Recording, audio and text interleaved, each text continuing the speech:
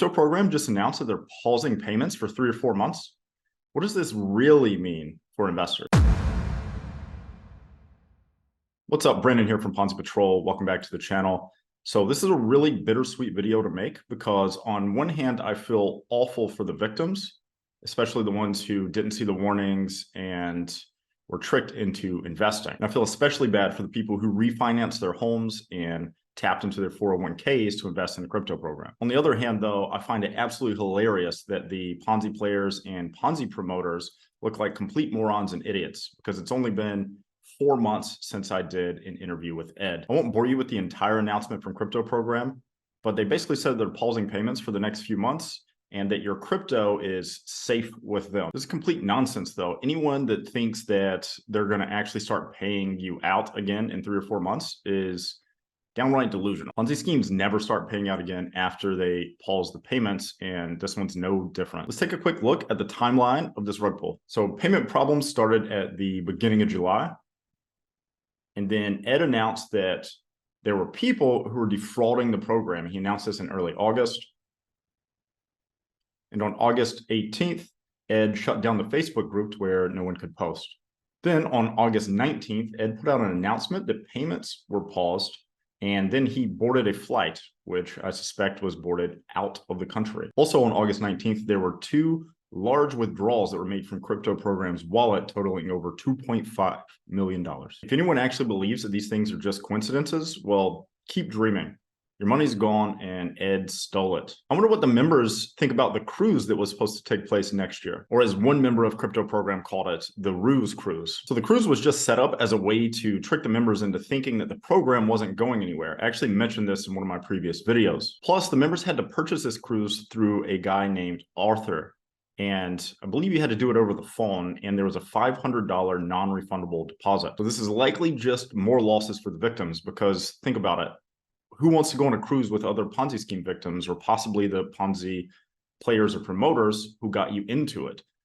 Can you imagine the conversations that would be going on that cruise? Something I find pretty funny at this point is a video I found of Josh Berman from Berman Investment Group and his friend Andrew purchasing 600 packages altogether. Josh purchased 200 on video and his friend Andrew purchased 400. And they did this as a way to drum up more interest after the July meetup. They were talking about how great of an investment this is, but that hasn't aged very well for Josh. The reason is because he's now lost over $100,000 in CryptoProgram, and you can take a look at the screenshots yourself and do a little bit of quick math. He did receive one other payment here that was for right at $33,000. That puts him at about a $100,000 loss. And his friend, well, he lost multiple hundreds of thousands. The reason I find this funny is because Josh has promoted and invested in lots of things like Novatech FX that rug pulled months ago, now CryptoProgram, and something called IX Global, which I think they were sued by the SEC for $43 million, if I remember correctly. So not to go off topic too far here, but this is funny too. I think you'll appreciate it. Josh actually commented on another video saying that he was written up in Yahoo Finance. Well, he actually wrote these articles himself and then paid AccessWire to distribute these posts to places like Yahoo Finance. Now, does that mean that he was written up in Yahoo Finance, or does that mean that he's a fake guru who published his own articles through AccessWire and had them syndicated to other networks? However, it's not all funny though. One of Josh's followers bought 50 media packages the day before CryptoProgram made this announcement and rug pulled.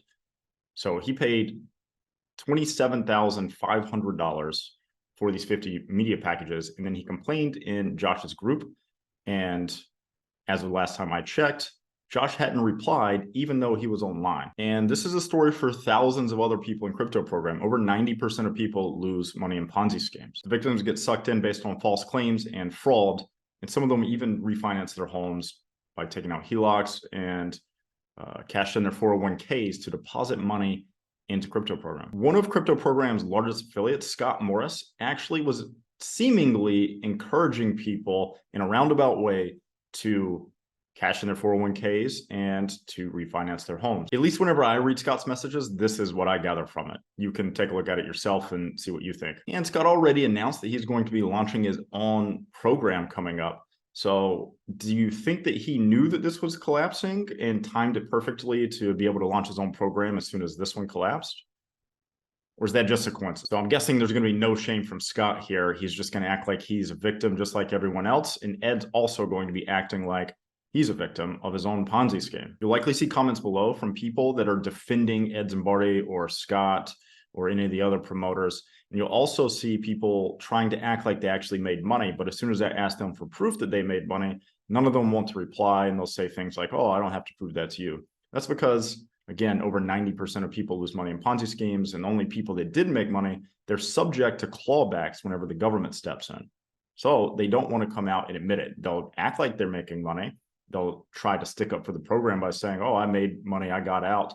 But just like with Josh Berman, he's probably going to try to say that he made money. But here's the thing, there's proof that he lost $100,000. So now for the true victims, I do actually feel sorry for you guys. I truly am sorry for your loss, and I hope that you learned something from this. I hope that next time you will do more research and maybe come across videos like what I put out, or other people like Binance stuff put out, or even articles that you can find online where it'll point you to the facts. It'll point you to the fact that there are cease and desist, fraud warnings, the background of the person who started the program. So I do truly feel sorry for you, and I really do hope that you learn something from this. The only people who actually make money in Ponzi schemes are usually the promoters and the people that get in early and then get out early. But the nature of Ponzi schemes creates greed. The people who are investing in them usually get greedy because they see the money coming in. But here's the thing also, is that anyone who actually does make money, it's basically just recycled money from later investors, and it's essentially stolen money. Now, to all the haters and the people that I warned that came and commented on my videos, so the Ponzi promoters and the Ponzi players, in the words of Always Marco, fuck you.